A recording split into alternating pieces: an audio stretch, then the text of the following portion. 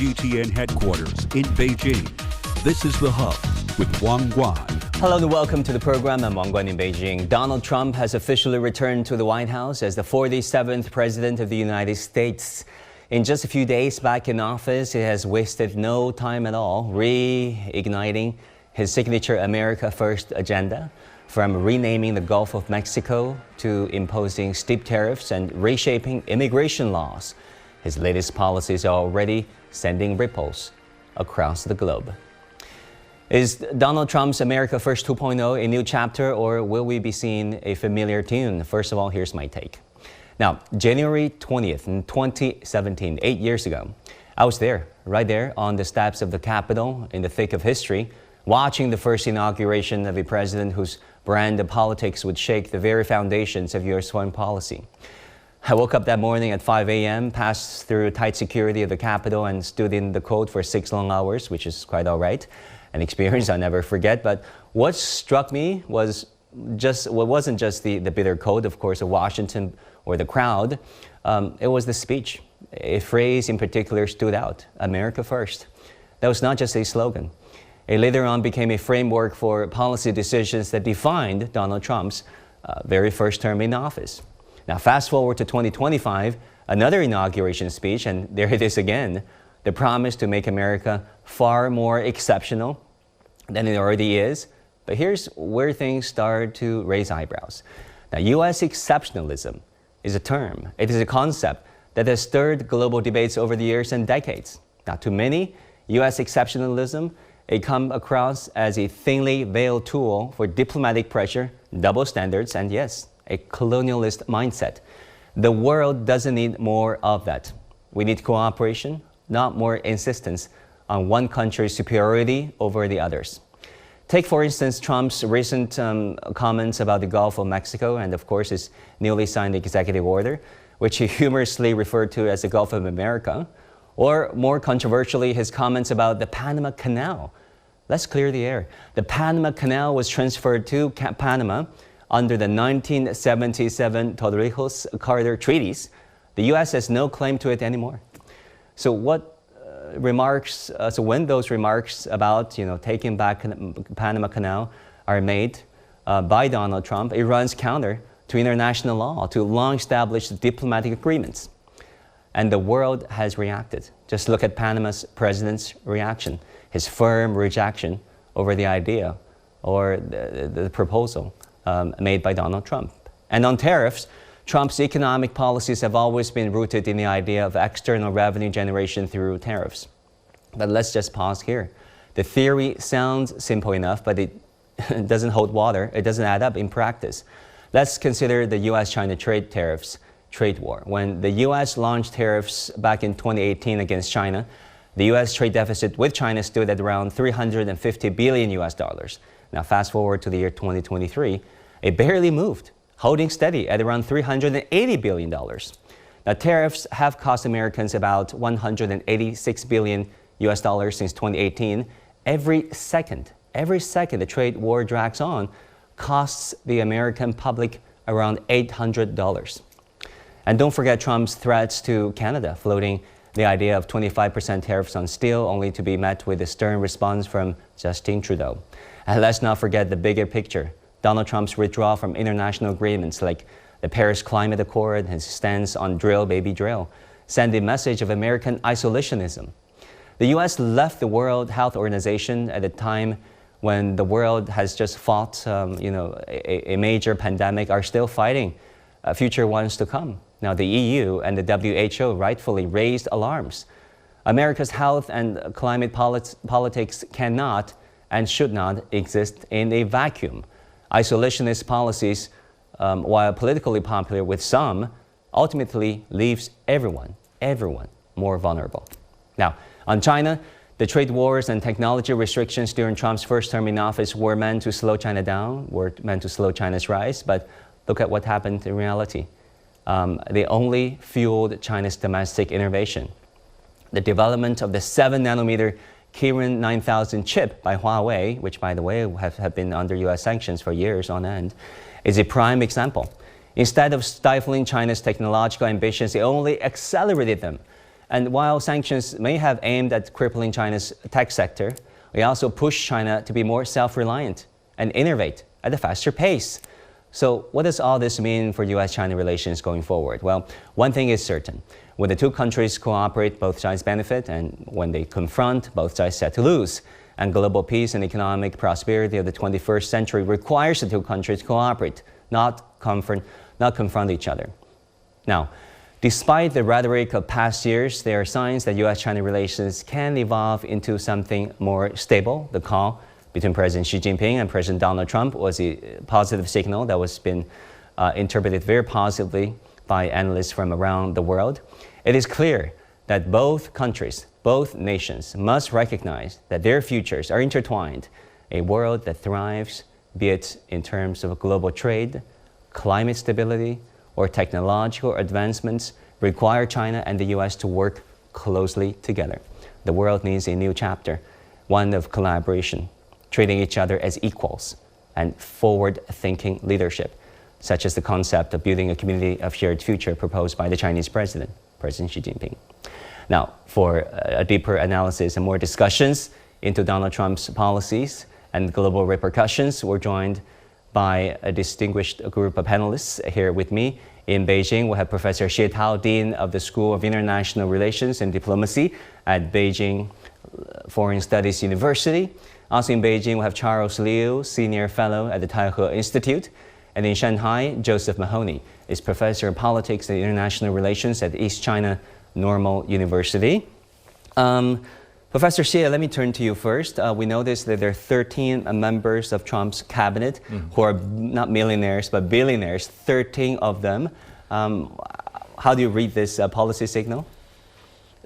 To understand this, I think you need to go into the mindsets of conservatism or the core tenets of conservatism, because conservatism values hierarchy and superiority. So the superiority of a certain group of people and the inferiority of a large number of people. So when you have the billionaires, at least for Trump and others, they prove their superiority. By becoming billionaires, they become so-called the captain of industries.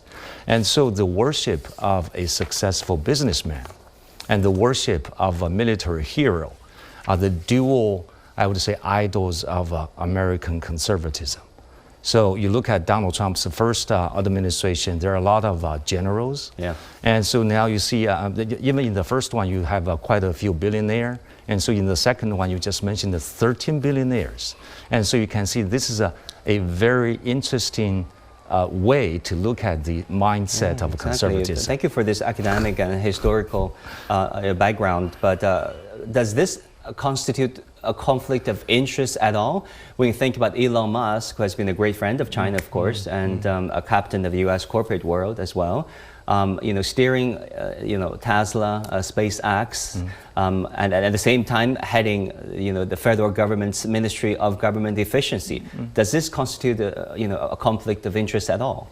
Well, for Donald Trump and his associates, they think, no, because government has to be governed by people who are capable, people who are competent. And so how you can prove that you are competent?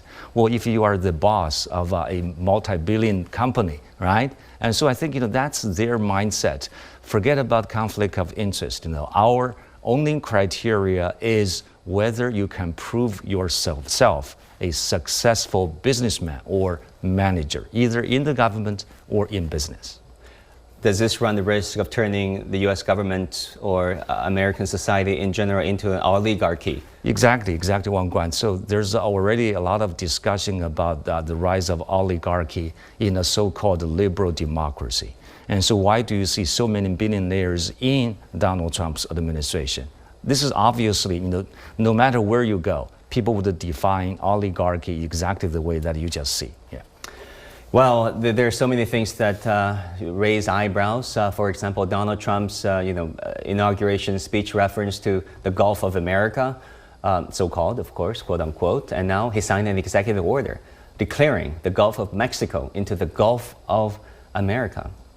With all due respect to our friends, in Mexico and across Latin America, Charles, what do you think? What do you think this tells us about Donald Trump's leadership in a Trump 2.0 cabinet? I think you have already identified it in your startup statement that this is exceptionalism, colonialism, hegemony, imperialism, the concept of taking Gulf of Mexico, which is what the entire world and Mexico stand by, making it the Gulf of America is absurd. I don't know how long that will last on the global maps and the history books, but this is all part of his attempt to be dominant over the rest of the world, like with the tariffs that he's going to impose on his allies, on the EU, on Canada, on Mexico. It would be completely disastrous for Mexico because Mexico exports 80% of the goods to the U.S. It's 80% of its exports are to the U.S. And most of it is intermediate goods, which means 25% crossing the border each time would be totally disastrous for Mexico. So you have an issue of America first, to hell with the rest of the world. This is not going to go down well. Yeah, I know. A fierce response from Justin Trudeau, the Prime Minister of Canada.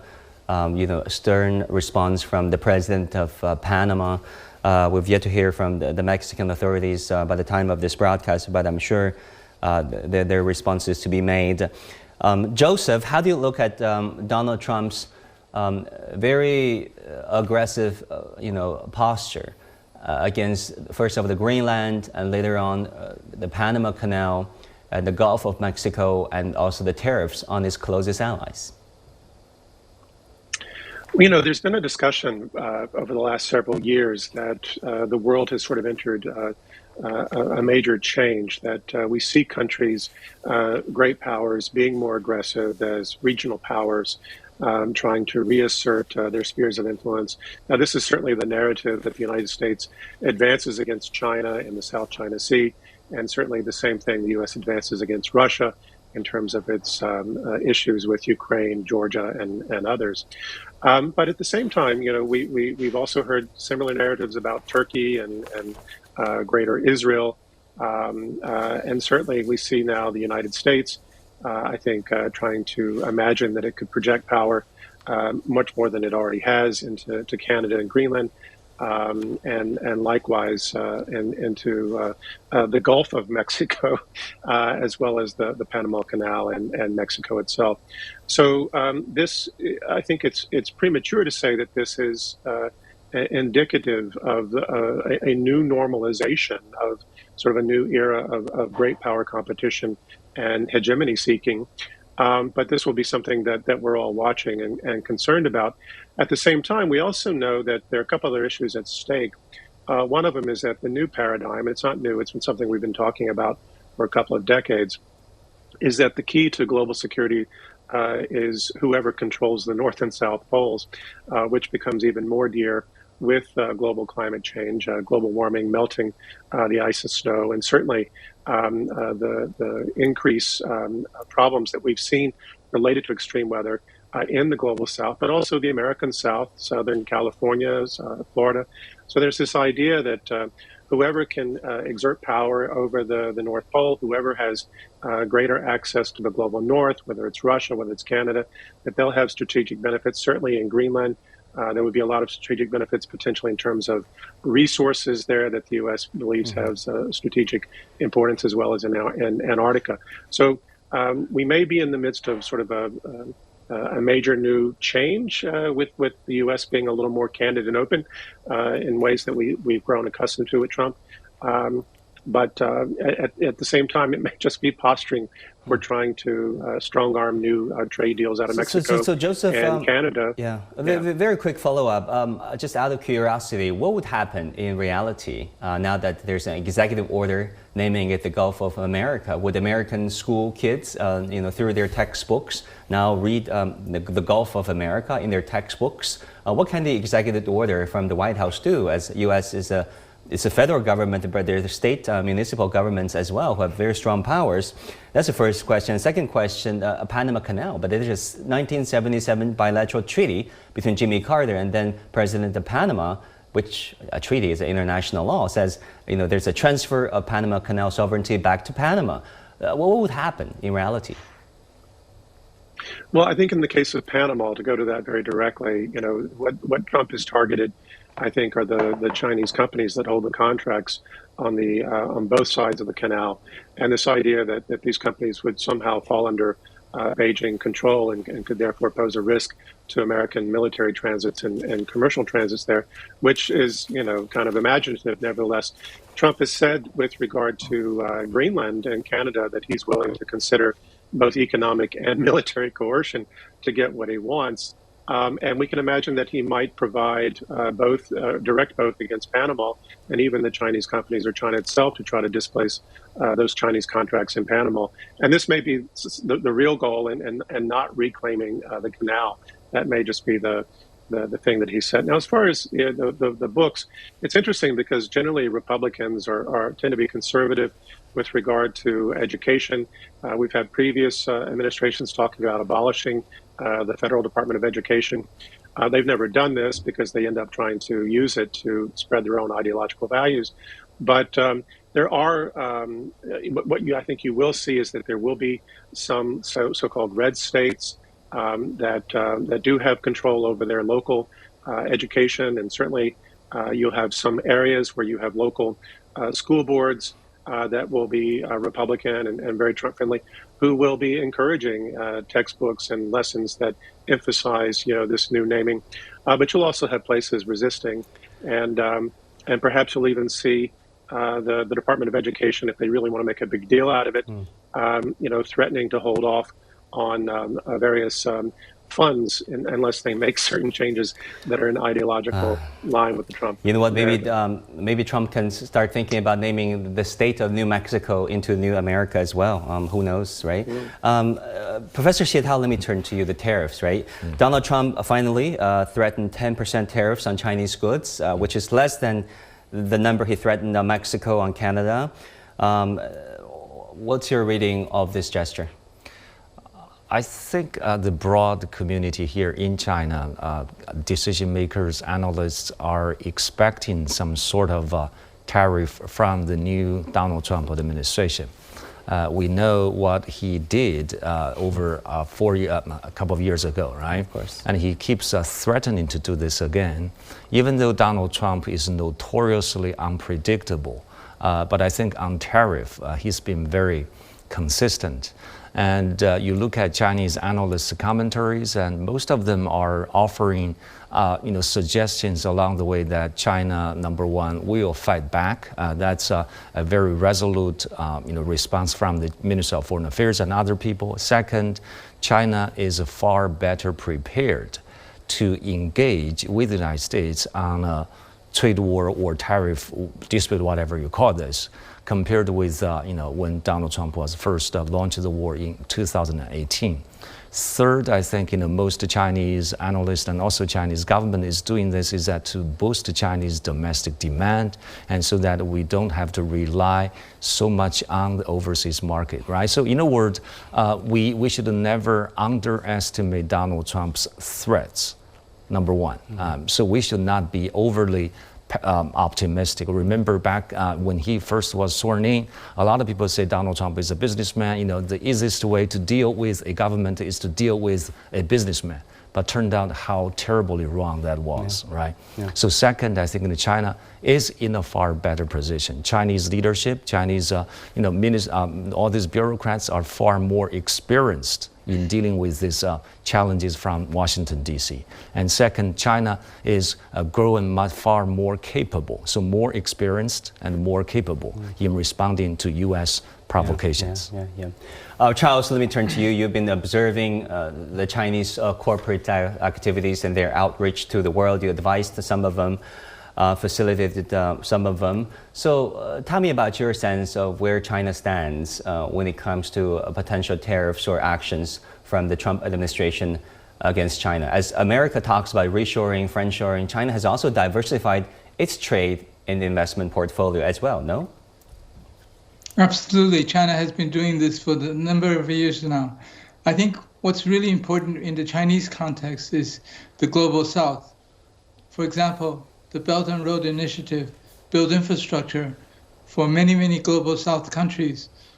With the infrastructure goes the flow of goods, the flow of supply chain, and integration of more efficient productive capacity on a global basis. What tariffs does, of course, is goes against efficiency. It goes to disrupt the supply chain. What we see now in terms of China's context is integration of ASEAN countries' economies into the China supply chain and the Chinese market, and increasingly the South American economies as well. Next is the Middle East, Central Asia. All of this is happening as we speak. I think what is significant is for the whole world to see that what Donald Trump is projecting in terms of what he wants to do, America first, is actually a disruption of the global economic growth. It's a disruption of the attempt of development by the developing countries, by the global south. And this is something that is now very clear in everybody's eyes, what the US is, what Donald Trump is projecting. Like, for example, what he's doing with Mexico, it's going to be absolutely disastrous. But now we are into Belt and Road version 2.0. 1.0 was building infrastructure. Now it's increasing trade. It's more efficient supply chains and more flow of people and goods. So I think China is well prepared to handle this in a positive manner. There are other centers of power who are bracing for Trump's actions, for example, the European Union. Joseph, let's talk about this. Donald Trump reiterated his intention right now, to impose tariffs on European goods. We've heard from the European leader, Madame von der Leyen, saying that it would be a global race to the bottom should the United States went ahead and levied all those tariffs. What would be the dynamics between the European Union and the United States in the short term, in your opinion? Well, I think one of the things that we've already seen from her, from the leader of the European Commission, is a willingness to accommodate Trump. I think we saw her sort of bending over backwards in the last week on offering to cooperate on anti-China initiatives. And this is what I hear from a lot of diplomats, that she wants to play ball with Trump and is trying to avoid getting hit. I don't know that she would be able to really represent a unified position in Europe or in the European Commission on China. There's a lot of division there, but it's also clear that Trump has his own agenda vis-a-vis Europe, Russia, and China, and none of these necessarily interact in some sort of meaningful way. Certainly, Europe is very, very concerned about what he's going to do with Ukraine and how he might interact with Putin. He said that he wants to meet Putin as soon as possible, and that's sort of nauseating for most European leaders, given the extent to which they've demonized Russia and the Russian leadership over the last several years. So I think Europe is in a very difficult position. It's very exposed in terms of the energy and security trap it faces with respect to Washington, and the extent to which Washington will still try to extract, I think, concessions that undermine the European and Chinese relationship, but also at the risk of going around Europe ultimately and creating their own deals with countries that like China or Europe that Europe may be willing to sell short. Yeah. I want to talk about international relations. Professor Xie, during Trump's first term in office, the sense was that he kind of cut Russia some slack, focused on aggressively dealing with China. There were some divisions, frictions between the U.S. and the European Union back then. Judging from his cabinet picks, Rubio as Secretary of State, among others, what's your prediction about America's foreign policy under Trump 2.0? I would say that Trump 2.0 would be far more calculated, would be more stable because of his very heavily vetted team this time. You mentioned Marco Rubio, unlike his first Secretary of State.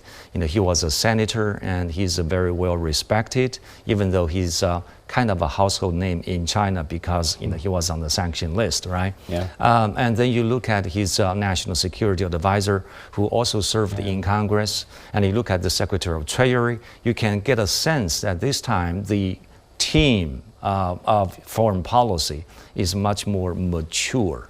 And they probably would be more balanced in their approach to the overall global security. There already was news reports that Donald Trump had a pretty harsh message for Vladimir Putin about ending the war in Ukraine as soon as possible. Unlike you would expect that a few years ago that Trump would try his best to butter up with Vladimir Putin, right?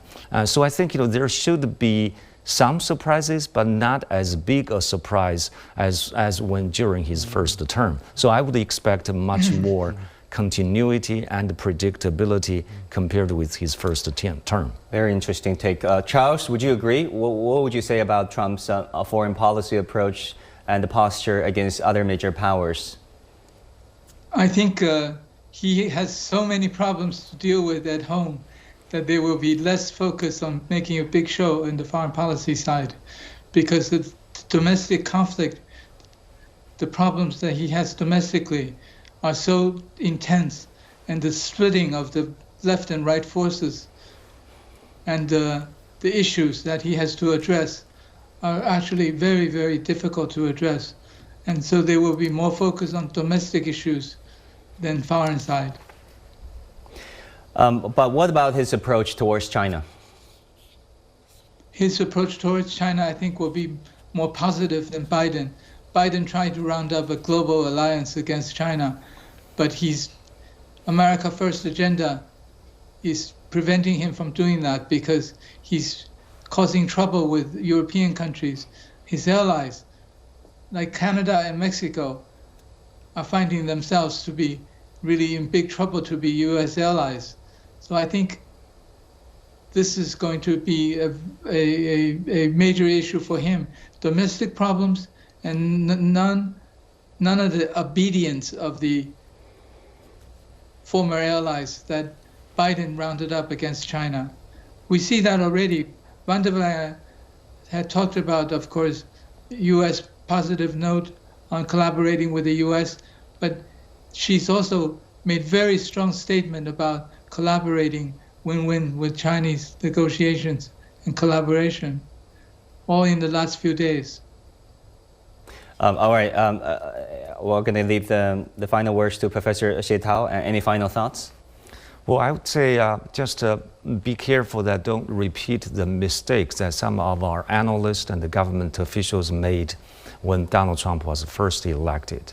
And so at that time, there was this, I would use the word euphoria, that finally we have somebody who can easily be manipulated because of his business background. Right now, I think there's another surge of this kind of overt optimism. I would caution against that optimism. All right, gentlemen, that's all the time we have. Joseph, we'll have you back next time to have more insights from you as well. Joseph, Charles, and Professor Xie, thank you so much. And thank you for watching The Hub on CGTN. Our news coverage continues. Bye and take care.